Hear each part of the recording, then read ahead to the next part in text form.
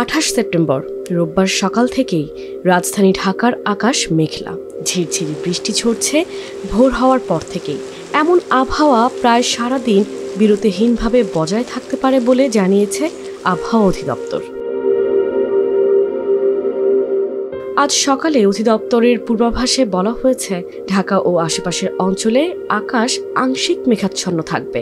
এর সঙ্গে বৃষ্টি অথবা বজ্রসহ বৃষ্টির সম্ভাবনা রয়েছে। দক্ষিণ কিংবা দক্ষিণ পূর্ব দিক থেকে ঘন্টায় 10 থেকে 15 কিলোমিটার বেগে বাতাস প্রবাহিত হতে পারে। আজ সকাল 6টায় ঢাকায় সর্বনিম্ন তাপমাত্রা রেকর্ড করা হয়েছে 27.8 ডিগ্রি সেলসিয়াস।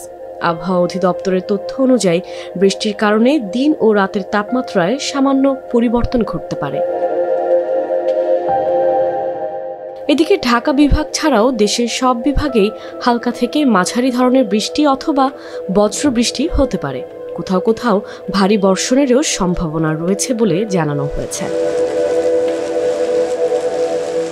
গতকাল 27 সেপ্টেম্বর সকাল 7টা থেকে আজ সকাল 7টা পর্যন্ত ঢাকায় 7 মিলিমিটার বৃষ্টিপাত রেকর্ড করা হয়েছে। একই সময়ে দেশের সর্বোচ্চ তাপমাত্রা রেকর্ড করা হয়েছে রাজশাহীতে 36.4 ডিগ্রি সেলসিয়াস।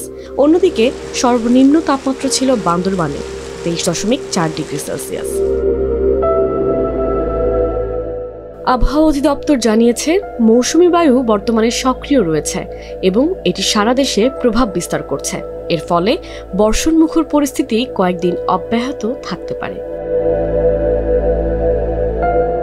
মেঘলা আকাশ ও বৃষ্টিতে রাজধানীর বিভিন্ন সড়কে যান চলাচলের প্রভাব পড়তে শুরু করেছে।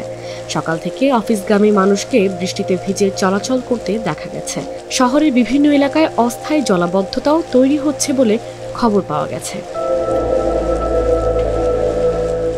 দিনের বাকি সময়েও ঢাকাসহ দেশের বিভিন্ন স্থানে ছেকে ছেকে বৃষ্টি চলবে এমন ইঙ্গিত দিয়েছে আবহাওয়া অধিদপ্তর। ফলে রোববার দিন জুড়ে রাজধানীবাসীকে বৃষ্টির সঙ্গী করেই চলাচল করতে হবে।